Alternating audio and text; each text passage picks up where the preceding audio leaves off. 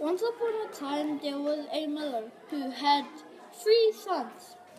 Then the miller died. He left everything he owned to them. The oldest son was given the mill. The second son was given the donkey.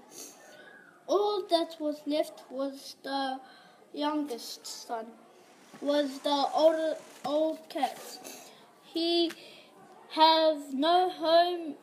What are we going to do, Puss? Said the youngest son sadly, as he stroked the old cat. Then, to his surprise, the old cat began to talk. "You have always been kind to me," said Puss, "so do as I say from now on. Get me a hat, a pair of boots, and a bag." The miller's son did as he was told.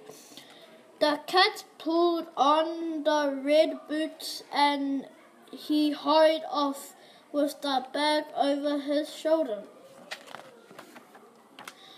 Puss in Boots stopped at a field. He put a cat in the bag and placed the bag on the ground. He waited until a rabbit hopped into the bag, and then he pulled the strings tight. Puss in Boots knew that the king liked rabbits too. Off he went to the king's palace. "This is a present from my master, the Marquis and Cabras," said Puss in Boots, bowing low to his king with the present. Every day Puss in Boots took more presents to the king, saying that they to from his master, the Marquis of Cabras. One day Puss in Boots said to the miller's son, "Go down to the river for a swim." No sooner had the miller's son waded into the water when the king's coach came along. Puss in Boots hid his master's clothes under a bush, and then they began calling, "Help, help! My master, the Marquis of Cabras is drowning, and his clothes have been stolen." The king stopped the coach when he heard Puss in Boots calling the king's men, when ran to save the miller's son, and they dressed him in some fine clothes. "Come and join us," said the king. The miller's son climbed into the coach and sat beside the beautiful princess. Puss in Boots had to race off ahead of the coach. Soon he came to some men who were cutting corn in a field. When the king passes this way, said Puss in Boots. Firstly, tell him this cornfield and all this land belong to your master and the Marquis of Carabas. The men were so frightened of their fierce talking cat that they did just as they were told.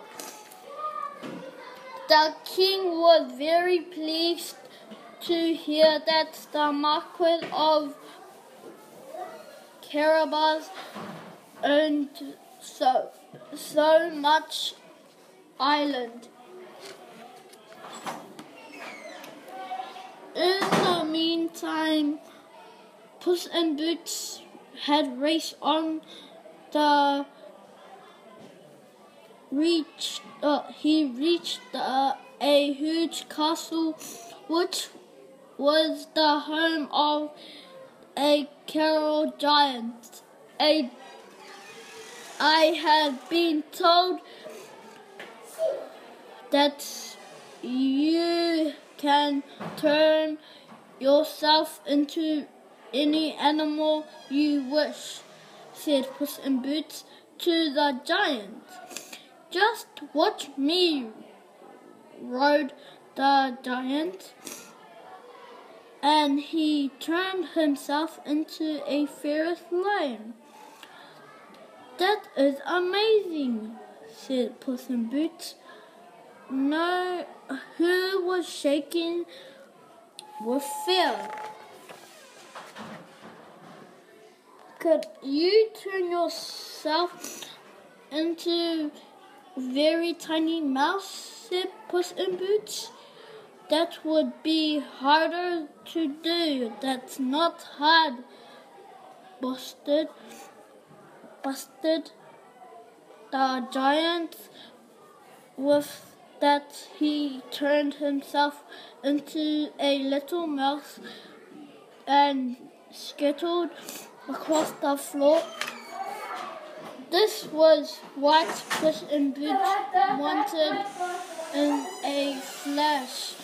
He pounced on the mouse and ate him up.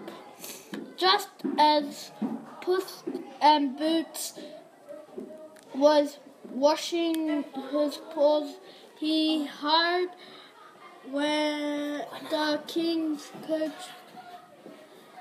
stopping outside the castle.